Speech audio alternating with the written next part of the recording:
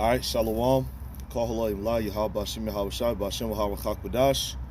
I'm Kayal, and this is going to be a quick hit. All right, it's Proverbs 18 and 21.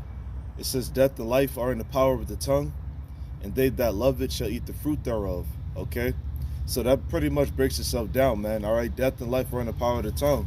You know, if you ever heard of a self-fulfilling prophecy and things of that nature, it's one of those things where just like when you speak it into existence, well, in this case, in the spirit, in a more spiritual sense, when you speak it out in the open, all right, the angels hear it, and they send those messages, they send those vibrations, they send those words back up to the Most High.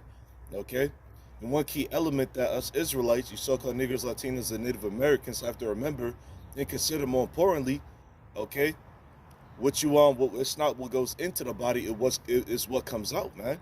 I believe that's Mark the 7th chapter, if I'm not mistaken. All right, so it's not about what goes into, it's about what comes out.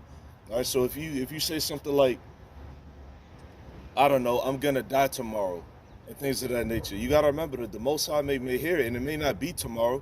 All right, it may be 2 days from that day. Okay, or if you say something like, I'm gonna be a better man in this truth, you know, tomorrow, it may not be, tomorrow.